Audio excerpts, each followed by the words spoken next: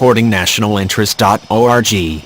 President-elect Donald Trump's tweet on December 22 where he stated that he had asked Boeing to price out a comparable F-18 Super Hornet because of the sheer expense of the Lockheed Martin F-35 Joint Strike Fighter was met with derision by journalists and Washington's political elite.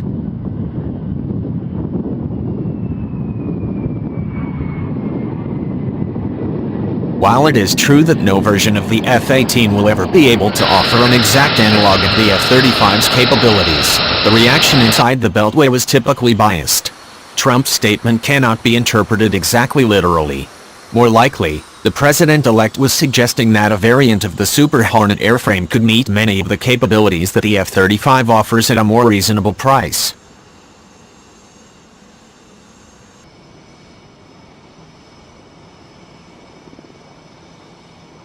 For the U.S. Navy, there is a strong argument to be made that an advanced Super Hornet derivative could offer an 80% solution for a lower price than the F-35C. And while such an F-18 derivative would not precisely meet all of the U.S. Air Force's requirements as embodied in the F-35A, the Super Hornet is a perfectly capable shore strike fighter as the Royal Australian Air Force demonstrates on a daily basis.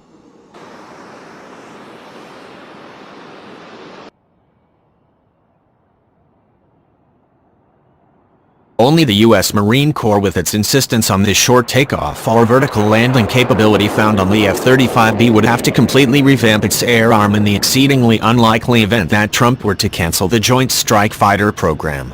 That being said, all three flying branches would have to give up on the notion of penetrating strike and rely on standoff weapons. The F-18 or E-18 is not and will never be a stealth aircraft.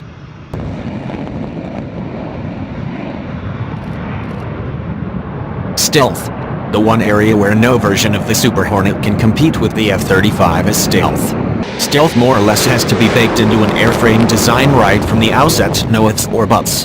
However, Boeing has tested a version of the Super Hornet with a significantly reduced radar cross-section, particularly in the frontal sector. The company has also tested conformal fuel tanks that can carry 3,500 pounds of additional fuel in an enclosed low observable (LO) weapons pod that can carry 2,500 pounds of ordnance on board the Super Hornet that would allow the jet to fly without bulky external fuel tanks or external stores during the first day of a conflict.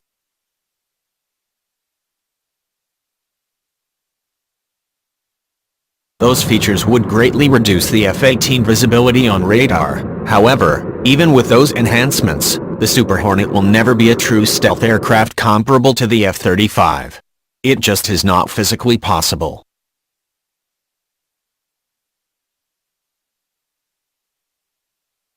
Electronic warfare. But the question that remains is if stealth will remain the end-all and be-all of survivability, as Lockheed Martin and the Air Force publicly contend. The Russians and the Chinese are developing low-frequency radars that can track fighter-sized stealth aircraft that are just by the laws of physics optimized to defeat radars in the fire-controlled bands, Ku, X, C and part of S. Electronic warfare will become increasingly necessary to support stealth aircraft as time goes on and as low-frequency radars proliferate. Stealth is needed for what we have in the future for at least 10 years out there, and there is nothing magic about that decade, then Chief of Naval Operations ADM Jonathan Greenert said at the U.S. Naval Institute annual meeting in Washington, D.C., in 2014. But I think we need to look beyond that. So to me, I think it's a combination of having aircraft that have stealth but also aircraft that can suppress other forms of radio frequency electromagnetic emissions so that we can get in.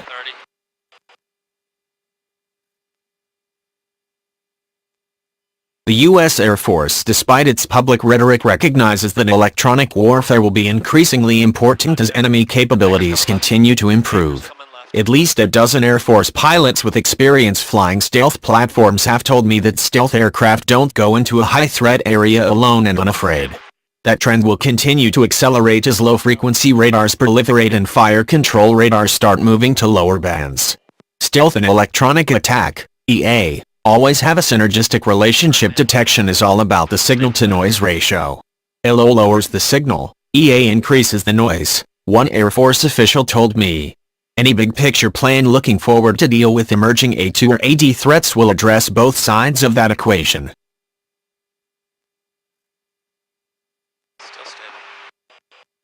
Indeed, the F-35 does have formidable electronic attack capabilities resident within its Northrop Grumman AN or a PG-81 active electronically scanned array or AESA radar. However, while the APG-81 is capable of acting as a high-gain electronic support measures antenna and is a formidable jammer, it can only do so within its own operating frequencies within the X-band. Meanwhile, the Super Hornet and its F-18G electronic warfare variant are also equipped with an AESA radar, the Raytheon AN or APG-79.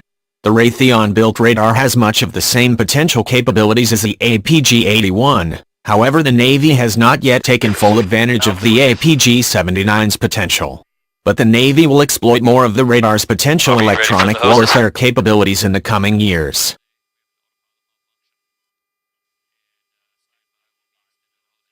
Another advantage that the F-35 has over the Super Hornet is its BI-Systems AN or ASQ-239, which uses a series of embedded antennas on the aircraft's skin to provide a detailed electronic picture of the surrounding battle space to the pilot. However, technology has not stood still during the F-35's prolonged development. The Navy is adding the Integrated Defensive Electronic Countermeasures or IDECM, Block 4 to the F-18, which greatly increases the Super Hornet's electronic warfare prowess. However, Boeing could easily adopt even more sophisticated systems for the F-18 or EA-18 airframes such as BAE's ALQ-239 or a version of the forthcoming Eagle Passive Active Warning Survivability System, both of which offer fully integrated radar warning, geolocation, situational awareness and self-protection capabilities.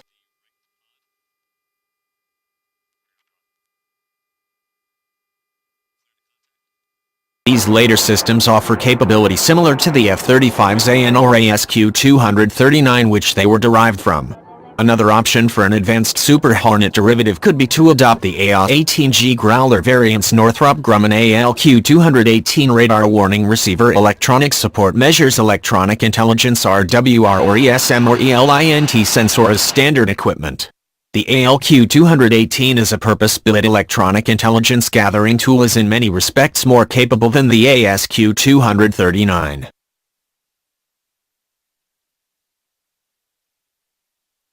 Indeed, an electronic warfare officer on board an EA-18 Growler can analyze an unknown signal and jam it even if the threat is not in the aircraft's threat library, something the lone pilot on board an F-35 cannot do. However, the ALQ-218 system might be overkill for a fighter aircraft.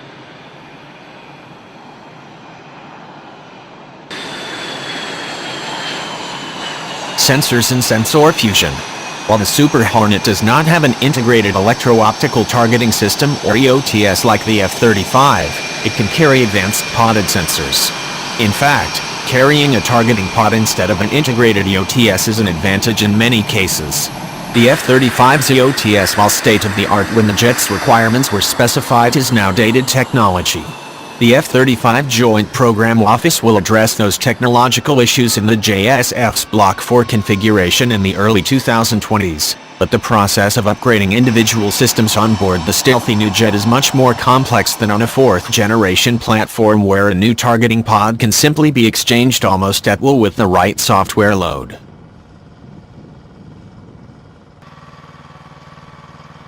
Moreover, because there is no issue with breaking the outer mold line of the aircraft due to stealth configuration issues, jets like the Super Hornet are generally much easier to upgrade and can accommodate new sensors much more easily. One recent example is the Navy's AN or ASG-34 long-wave infrared search and track sensor pod, mounted cleverly in a modified fuel tank, which entered into low-rate production earlier this year. The addition of the AN/ASG-34 affords the Navy new capabilities to detect and target enemy stealth aircraft and cruise missiles from long distance even in a heavy electronic warfare environment.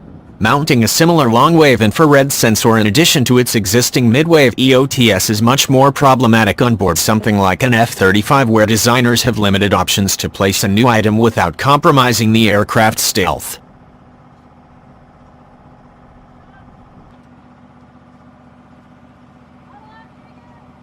Meanwhile, the F-35 does hold another trump card so to speak, but not one that is insurmountable.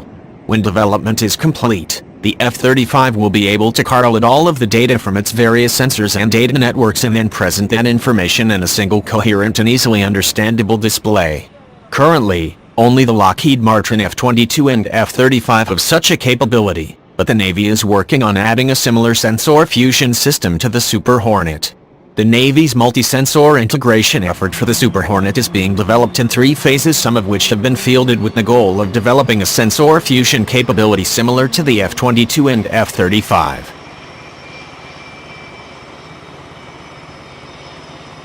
According to Navy officials, the Super Hornet's MSI program drew lessons from both the F-22 and F-35. However, one major difference between the Super Hornet's sensor fusion and the F-22 and F-35 is the limited capabilities of the F-18's and EA-18G current displays. Boeing, however, has an option to fit a new large 11x19 high-definition color display into the Super Hornet cockpit that would address that issue. Networks. One of the advantages of an advanced 4th-generation design is that unlike stealth aircraft, designers don't have to worry about stray transmissions compromising the aircraft's position. The F-35 is equipped with the omnidirectional standard Link 16 data link for permissive environments and the highly directional low probability of intercept multifunction advanced data link for high-threat environments. The problem is that neither data link offers enough throughput to transmit as much information as the F-35 sensors generate, something the Navy is currently grappling with.